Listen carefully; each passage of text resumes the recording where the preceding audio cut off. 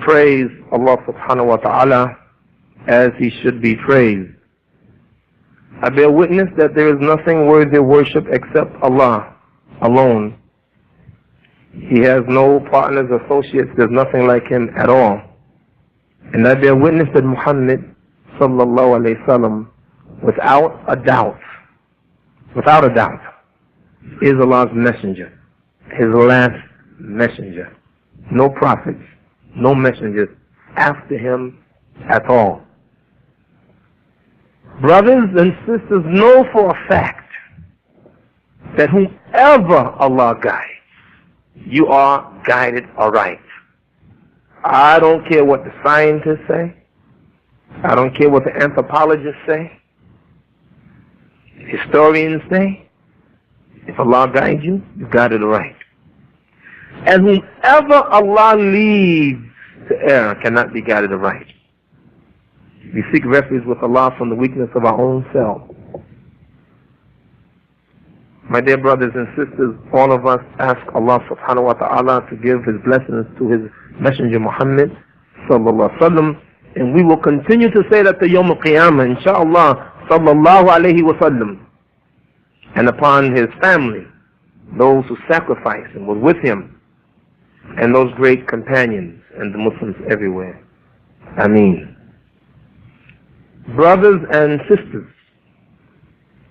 in today's khutbah, I'm going to ask of every one of you, brothers and sisters, to do something within 48 hours.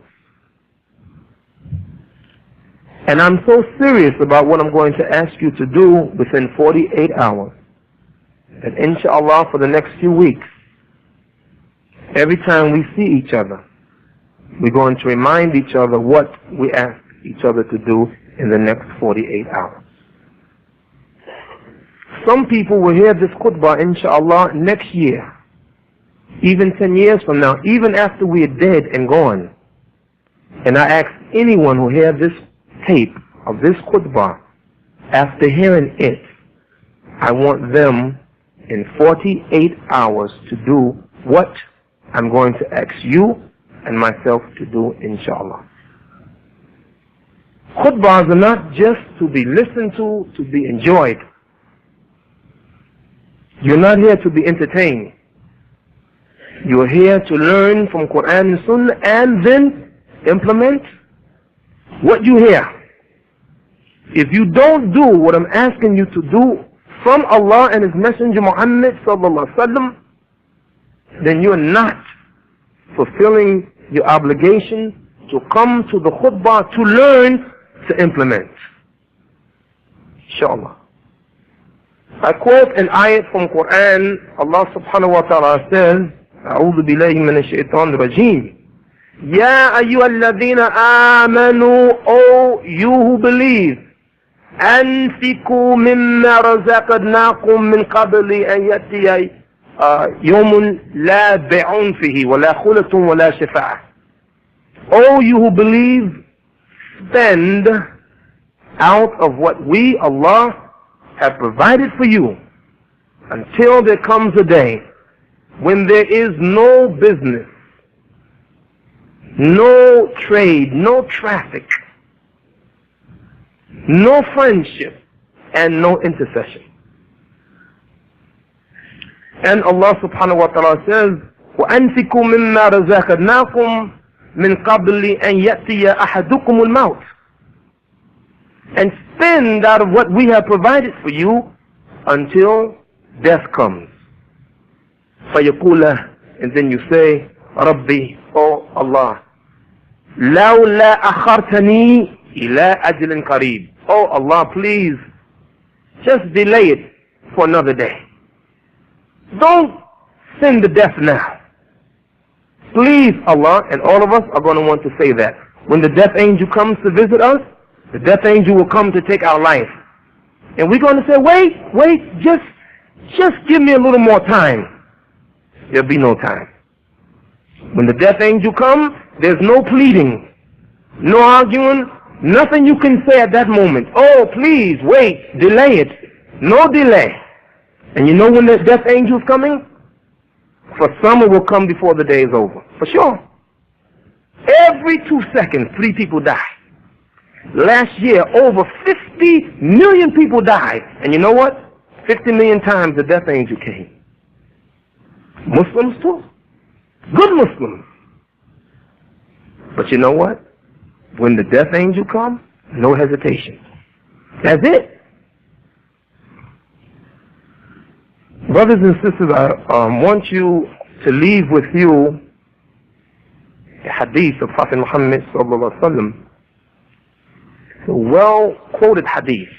Even though this hadith is mursal, there's some interruption in the chain of narrators, but the hadith is so strong, so good, relayed by Tirmidhi, that I decided to leave that with us today for us to consider from Prophet Muhammad sallallahu alaihi wasallam. The Prophet Muhammad sallallahu alaihi wasallam said in this hadith, "Iqtanim khamsin qabla khams." Seize, grab hold of 5 things before 5. This is profound. This is profound. What I'm about to tell you, brothers and sisters, is profound. Do these 5 things before 5 things. He said, grab them. Grab hold of these. Seize it.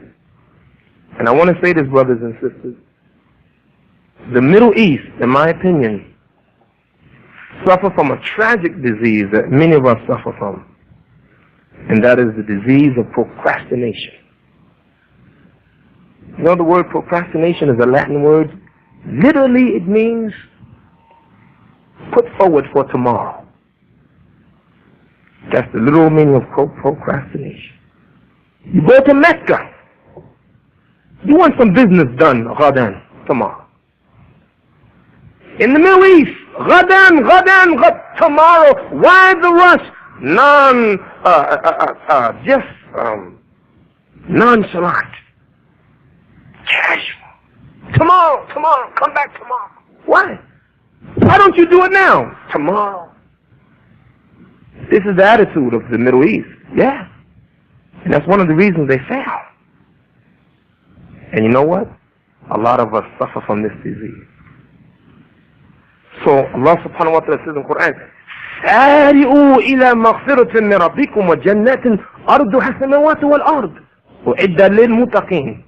Rush, run toward the forgiveness of your Lord, and a garden whose width is as large as the heavens and the earth, prepared for those who fear Allah subhanahu wa ta'ala.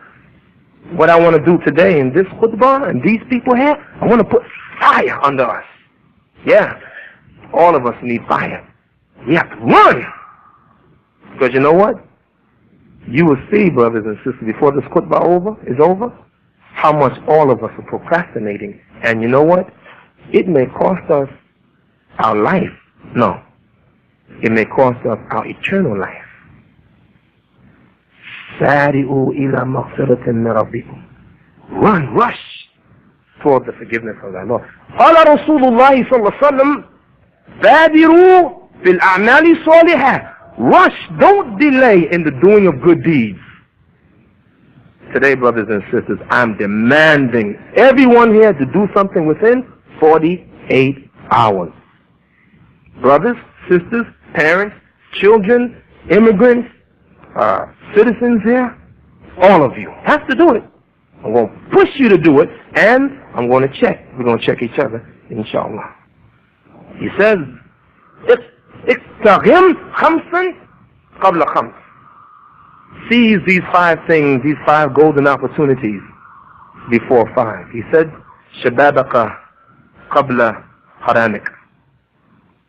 Your youth before your old age. Oh, what magnificent wisdom. Some of you here in this masjid right now are young. Backs are strong.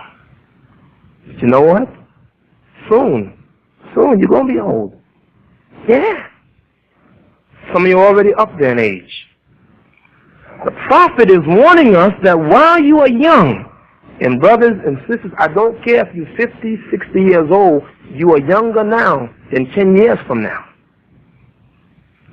So you better seize your moment now, especially the older you are. You know that in 1950, there were 9 million people in this country 65 years old and older. 9 million. But now, in 1993, and that was something like 7% of the population. Now 12-point-something% of the population is 65 and over. Over 35 million Americans 65 and over. Millions over 80. A lot over 100. But guess what? Some of your wives are pregnant right now. Or some of your wives had a baby this year. We had an Halaqa for them.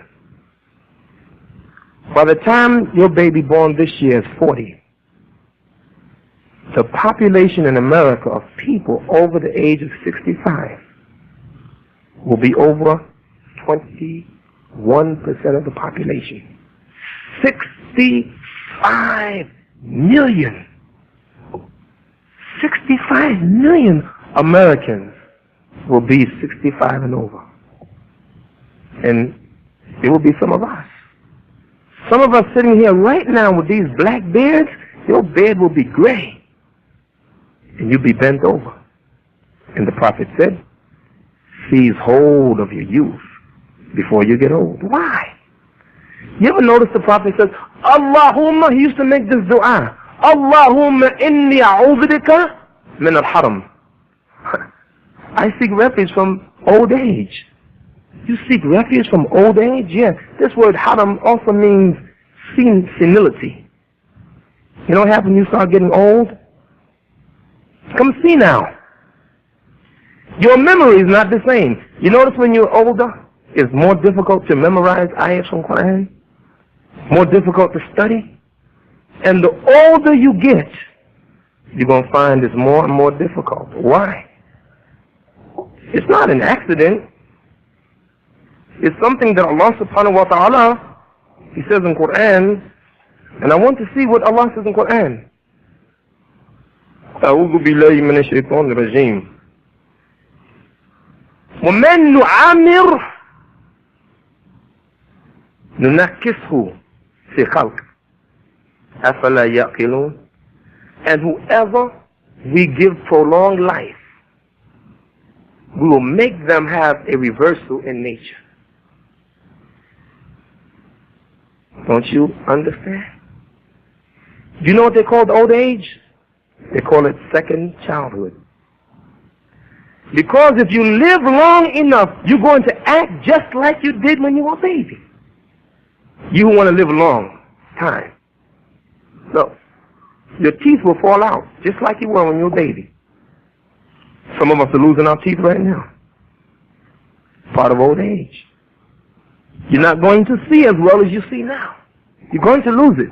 Your mind won't be as sharp as it is now. Your mind is sharp.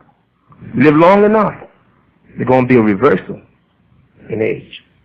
You know, brothers and sisters, some of us, if we live long enough, we'll be wearing Pampers again. Yeah. Yeah, old people, a lot of old people wear Pampers. A lot of old people, yeah, have to be fed baby food. An old person can't eat meat. Oh, when you get old, there's going to be reversal in nature. Hair going to fall out. And all these beautiful women who pride themselves in their beautiful bodies, how they can entice men, let them live long enough. No man going to be interested in them. And even if they were naked, but men would turn their head, no, I don't want to see it. This is the way it is. Wrinkles, old age, because that's the nature. Allah reverses it. So when you're young, you better appreciate it, because you're only going to be young once, man. You're not coming back there again. So do it now while you're young. Yeah. Jihad fi sabilillah. While you're young. Because you're old, 70, 75 years old. What kind of jihad can you do, brother? Can't do it then. Do it now. Look, we can make salat. We can get in sajda. We can get in ruku. But the older you get, you can't get down in sajda anymore. You can't get in ruku. Most will sit down on a chair if they can make it to the masjid at all. Some wanted to make hajj. Never made hajj. Never did. You see some people making hajj, people have to carry them. Old age. Huh? So, you better seize the opportunity now. You young brothers, seize it now. Exercise now. Train now. Study now. Learn now. Read Quran now. Before it's too late, man. Do it now. Grab hold 5 before 5. He says, Shababik, your youth, qabla haramik, before your old age. Then he said, وَسِحَتِكَ qabla sakamik, your health before your sickness. You see, brothers and sisters, we're blessed, good health. But you know what? One of our brothers right now is in the hospital. One of our brothers we used to see every day. A stroke. He can't do for himself anymore. Instantaneously. It happened. Can't go to work anymore. How many of you have good health and you don't take advantage of it? You're going to get sick. Yeah. If you live long enough, you know, brothers and sisters, last year over 93,000 Americans died. Accidents. Slip on a stair. You know something? You can drive in a car. Accident. You can become disabled. Easily. You can walk out the door. Become disabled. That's how it is. If you knew, brothers and sisters, that every year over 1 million people are injured on stairs. Over 600,000 people injured on a bike.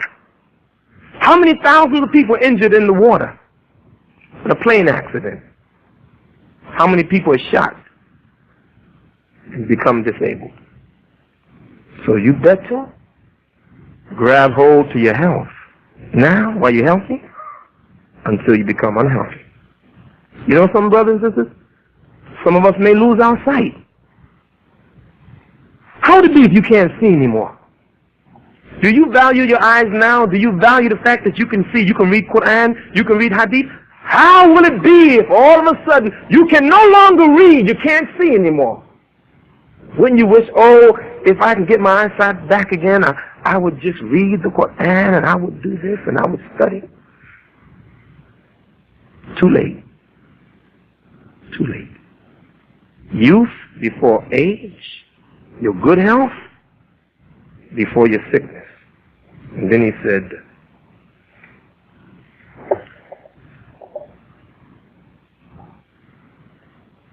غِنَاكَ قَبْلَ فَقْرِكَ, your wealth before your poverty. You know, brothers and sisters, it is reported that there are between 500,000 and 3 million Americans homeless. See, right now, all of you happy, you got a house to go to, you got a home to go to. They say the average person is 1 or 2 paychecks away from being homeless. What happens if you lose your job? Allah bless you. Even those who are merchant, those who ride cab, you got income coming in. Some have no income. What happens if you have no income? I was in Portland, and a brother who gave a talk told me to relay this story to you. And I'm going to do it now, inshallah. It's a true story. And the brother that it happened to said that everybody must learn from his lessons. He was an engineer, I think electronic engineer. He had a very good job, making big money. And his wife, I think, was a doctor. She had some kind of a degree, and she had a good job. Both of them had good jobs. This particular year, they decided to delay the paying of their zakat. Zakat is mandatory, especially those who have wealth, they have money. You have to pay zakat. If you don't, you'll be punished in the day and hereafter. Yeah, you'll be punished for not paying your zakat. Do you know that? Do you know that you can go to hellfire for not paying zakat? Yeah. So you got to take this serious. This deen is very serious. Not paying zakat is a qaba'il. Big sin. Big sin, huh? So this particular brother and sister, they decided they're going to delay their paying of zakat. You know why? They decided that year they wanted to buy a house. So they bought a house on interest, or they back. So, you know, plenty time to make it up later. I'll get myself together later. You know what happened? Soon after that, this brother lost his job. It was another week his wife lost the job. Soon they lost their house. They couldn't get another job for 2 years. 2 years. They had to move their entire family with somebody, and they shared one room. His wife, him, and I think 2 or 3 children. They shared one room, somebody's house. And you know what? After 2 years, Allah blessed the brother to get a job again. All of his qualifications. He was a security guard in a warehouse, making $5 an hour. Yeah. He had all that wealth, and all of a sudden, he had nothing. What happens if you lose your job? You know people losing their job every day in America? Hundreds of thousands. What happens if you lose your job? But you know what? Right now you have some wealth, you have some money. You better use it for Allah subhanahu wa ta'ala. You better give it up. You better give up some sadaqah. You better pay some zakat. You better help the poor. You better help the masjid. You better help the cause of Islam. You better pay some money jihad fi sabilillah. Seize 5 things before 5. Your youth before your old age. Your health before your sickness. And your wealth before your poverty. Then he said, وَفَرَاغَكَ قَبْلَ شُغْلِكَ. Your leisure time before the time comes when you're going to be so busy. I watch this sometimes. Brothers have so much free time. What you do with your free time? Leisure time. You know this masjid is blessed. You know, brothers and sisters, sometimes I come here trying to do some work, and I can't do it just answering the phone. I can't do it. It's full time. I get on the phone, and as I'm speaking, someone else is calling constantly. Alhamdulillah, we have brothers like Abdul Kareem and Mujahid and Sulaiman who answer the phone, who help me, who spend their spare time. They do it for free. They volunteer for Allah subhanahu wa ta'ala. What a tremendous help for me. These brothers, I thank Allah subhanahu wa ta'ala.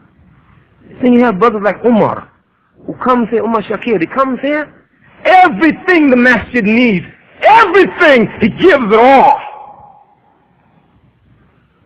Something needs to be done. Here he comes, he's doing it. For Allah subhanahu wa ta'ala. Others, they sit down for hours at a time, rapping, lagwa, vain talk, and don't even take a broom, clean the masjid. Time wasted. 30 hours a week watching TV. Videos, 30, 40 hours. Radio, hour after hour after hour. Wasting time, man. You don't pick up a book and you don't help anybody. You get on the phone and you backbite and you slander. Wasting time. Rather than going to visit one of the brothers and sisters in the hospital who are sick. Yeah. No, wasting time. You know? Some of us are going to have plenty of time, but the question is, what do you do with your free time? What do you do with your spare time? I suggest that we study more, learn more Quran, learn more Hadith, spend time with the family. Some of us are now so busy. Always busy, always working. People call me on the phone, Brother Imam Siraj, you busy? I'm always busy. I don't know what it's like not being busy. There's so much work to do, and I can't do it by myself. But all you brothers and sisters have so much time, all the time that you have, man. And I don't see the work here being done because you're so busy doing nothing. Running away from the work. No, you need to run to the work. You got all this spare time? Bring some here, man. Bring some here. Bring some to your family.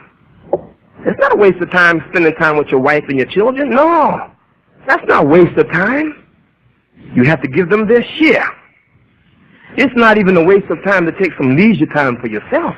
This is okay, but you have to balance it out. You can't play all the time. I watch, I'm driving in the city sometimes, and you watch every street corner. If there's not a park with the guys playing basketball, they got a little rim on a tree shooting around. Every day, everywhere you go, everybody playing basketball, everybody playing football, everybody playing baseball. You don't have time for all that, brother. You mean you have all that time to sit down on the stoop for hour after hour? They planning. While you playing, they planning. That's why Muslims getting their butt kicked all over the world, because we ain't doing no serious business, thinking and planning, man. Because you know why? You busy running home to go watch TV. Call Brother Abdul Alim after every prayer. Brothers, please come help us to give dawah. Oh, brother, I'm too busy. What you busy doing? Come, brother, let's give dawah. Let's invite the people to the deen of Islam. Oh, I'm too busy. Busy? Doing what? Show me what you're doing, brother. Show me. Show me what you're doing. Show me what you do every day. You can't come to the masjid and make some kind of commitment. Show me what you're doing. Show me. I dare you to show me what you're doing. I'll show you what I'm doing. It's ridiculous. I can't get work. I come to masjid like this with 2 arms and a bag full of work to do. I don't come to play. And I can't get to all of it because I don't have the kind of help that I need. I thank Allah for the security. If it wasn't for Ali, Mustafa, and Brother Sabir, and Abdul Sabah, and all these other brothers, Ibrahim, I have a problem. You know how many cases we have every day? Every day we have a case. Every day, 2, 3, 4 cases. I can't handle all. So I said, Ali, come on, you got to do it, man. I need help. He's begging brothers to come for security, but you know what? Running away. You're too busy. Had a brother beat up the other day. Beat up. Got scars all over his face, knocked his teeth out. Why? He had a jalabi on, had a kufi on, had a Quran, took the Quran, tore the Quran up. We need all the brothers to get busy. Now, I'm saying, after Brother Ali investigates, I'm talking about taking 200-300 brothers over there and find out what's the problem. How come 7 people got to jump on a Muslim brother? We want to know what's the problem. But when I ask you to come, you going to come with me? Or are you too busy? Everybody needs to make some more commitment. And you know what? Grab hold of this leisure time before there come a time like me. You don't have time for nothing. You won't even have time for yourself. You're going to get so busy. And then he says, Hayataka qabla mautik. You better grab your life, man, before the death comes. Take advantage. Got one life to live in this dunya. One life. That's it. And you know what? It can come anytime. Last week, man, you know, they said he's a good man. Every day, go to work and go home. Spend time with his family. Go to work, come home. He was going to get his paycheck. He got caught in a crossfire. Somebody trying to rob a truck. Brinks truck or something like that. Armored truck. Payroll.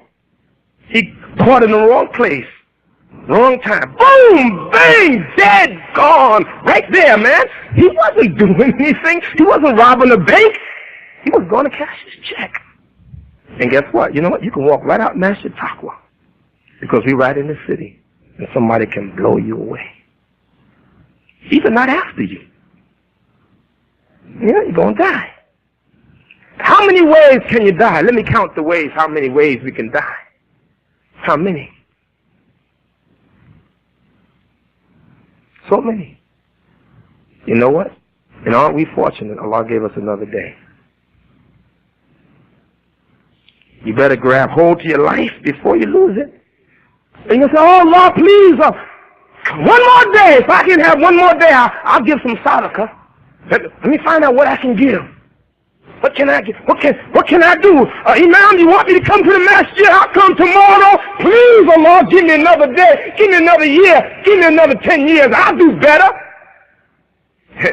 You got to grab it now. Golden opportunity. One life to live in this world. And then it's finished. Either you be in Jannah, alhamdulillah, or a'udhu billah, you be in hell. And you can't do nothing in hell but say, oh, I fully regret. Oh, you know what? The Imam told me on that day I should get myself together and I ought to do something for Allah before it's too late. But now it's too late. I can't do nothing now. It's too late. It's over. And when is that day? Tomorrow. It's next week. It's next year. You don't know. You don't know. That's the magnificent thing about it. You don't know. 3 weeks ago, one of our good brothers died. 2 weeks before he died, I was speaking to him. He said, Imam Siraj, look, give me your number. I got to get with you. We got to do some things together. 2 weeks later, he was dead. He wasn't expecting to die. And you know what? At his funeral, I called the Imam. What time the funeral? Imam, the funeral's going to be 10 o'clock, but I want the people to come 9 o'clock. You know why? We have to collect money to pay for his funeral. Had no money left behind. What you planning, brother? What you planning? Day to day, week to week. What's your plan? Or did you forget about meeting Allah subhanahu wa ta'ala? We got money put down on a house we want to buy. Fine, want to buy a house? Fine. How many of you have money on a down payment for your home in the graveyard? How many have a down payment for your home in the graveyard? You may not get to the mansion, but you will get to the graveyard. You may not make that co-op that you're looking for, brother. You may never get there, but you will get to the hellfire or get to the graveyard. And pray to Allah, never go to the hellfire. So you're going to go to your home in the grave. Where will it be? In Jersey? Will it be in Staten Island? Will in Evergreen? Where will your home be soon, brother? How much down payment did you pay? Or don't you care? Or my wife should take care of that. My husband take care of it. The master will take care of it. But meanwhile, you saving money to buy yourself a home. I suggest we save money to buy a home in the earth when Allah take us back. I say, brothers and sisters, قال رسول الله صلى الله عليه وسلم بادروا بالأعمال الصالحات. Run! Hurry up to do good. Run! Don't delay to do good deeds. Now, do it now. Walhamdulillah Rabbil Alameen.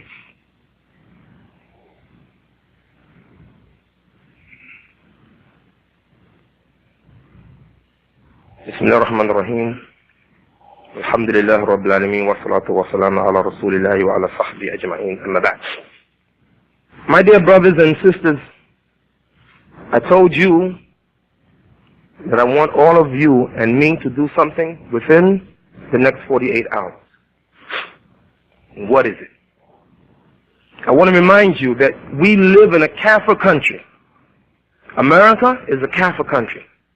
They don't do things according to Al-Islam. But as a Muslim, we follow Quran and Sunnah of Muhammad sallallahu alaihi wasallam. Now, I want to remind you, brothers and sisters, that we're going to die. Everybody here this afternoon agree we're going to die. Prophet Muhammad said, sallallahu alaihi wasallam, badiru bil a'mali salihat. Rush to do good works. Do you know, I want everyone here within 48 hours to write their will. Yeah, you will. And that'll be called wasiyah. Wasiyah, you will. I have such and such property. I have a home, I have a car, I have money. If I die, I want my wife to have this, my mother to have this, my father to have this, my children to have that. It's a will. Why do I want you to do it in 48 hours? Number one, brothers and sisters, in this country, if you die without a will, it's called intestate. You die intestate without a will. Your state in which you live, the state, the government, will determine where your money is going to go. And they will divide up your property according to the law of that state. For those of you who live in New York, you die without a will, they take hold of your property and they will divide it up according to their law of their state. If you have no legal heirs, they will take it and give it to the state. What a shame Muslims die with no legal heirs to inherit their wealth, and the state takes it over. Why 48 hours? Because Qala Rasulullah sallallahu alaihi wasallam in this hadith in Bukhari, volume number 4, hadith number 1, narrated Abdullah ibn Umar radiallahu anhuma.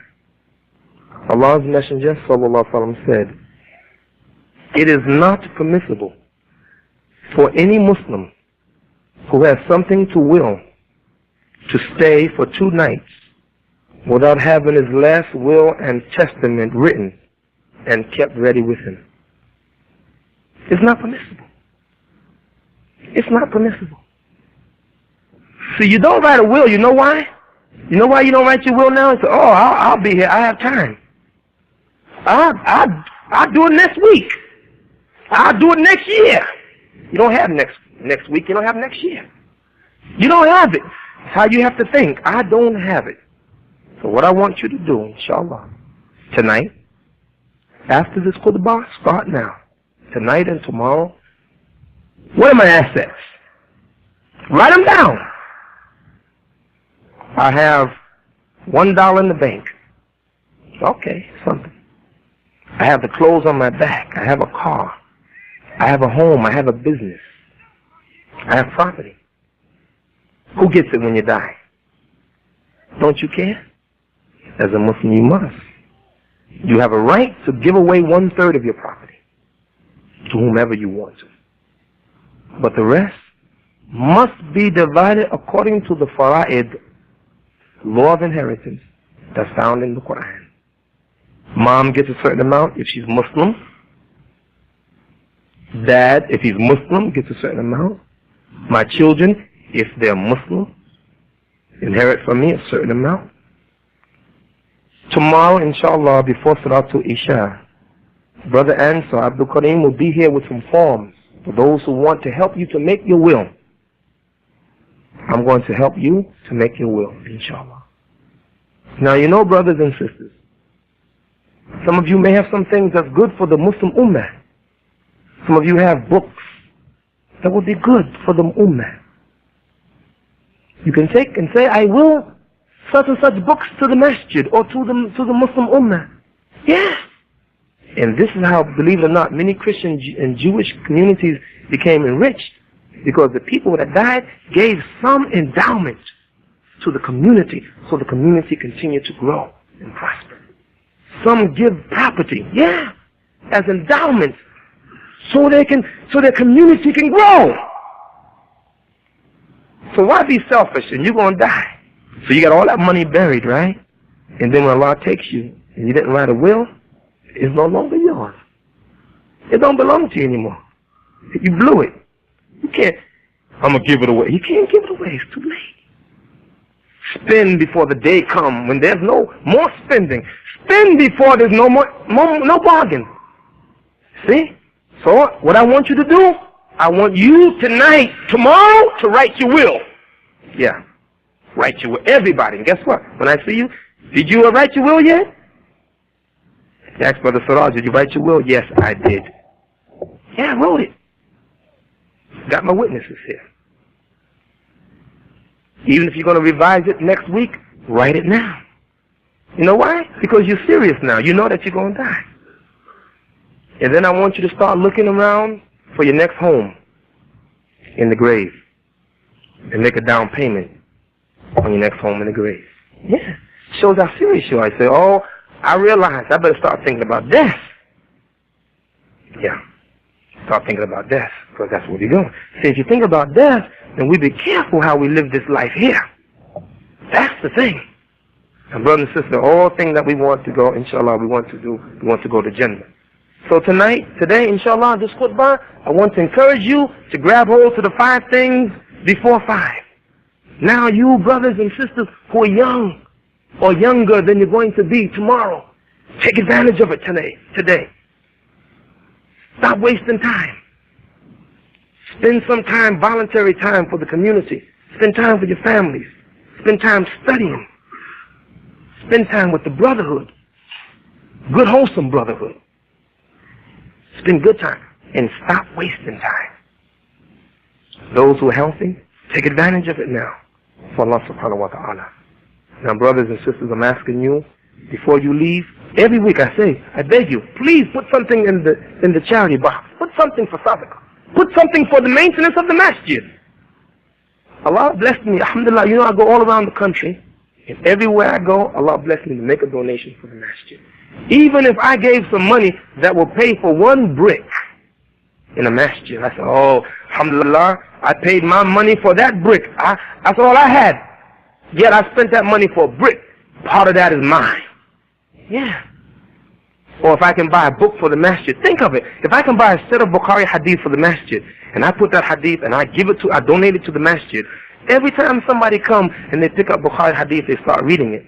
Brother Siraj can be dead in the grave, but he's going to get some credit because he bought it. So I intend, I'm going to buy me a couple of volumes of Bukhari hadith, Muslim hadith, buy some Quran, buy some books for the masjid, and then everybody can benefit from it. Even when we're dead, we can benefit from it. So you got to think like that. Think about tomorrow, what we're going to leave for tomorrow. Huh? Yes. Think about what we're going to leave for tomorrow. Do it now. Guess what? You still got a chance. You know why? We're still breathing. And when we do salam, make salat and say, Assalamu alaikum wa rahmatullah, Assalamu alaikum wa rahmatullah. Think, we may never see each other again. So say, when I go out and Brother Bilal holds up the bucket, I would not walk out today without putting something in it. Put something in it. A regular charity, even if you say, look, Imam, I can't afford but a nickel a week. I want you, everybody, to put something in that bucket. Yeah. The Prophet said, Sallallahu Alaihi Wasallam, save yourself even with a half a date. If he says a half a date, I'm saying you could put a nickel in there. And you know what? It may be your last act. And Allah may look at it and say, I forgive my servant for his intention to give something in the way of Allah subhanahu wa ta'ala.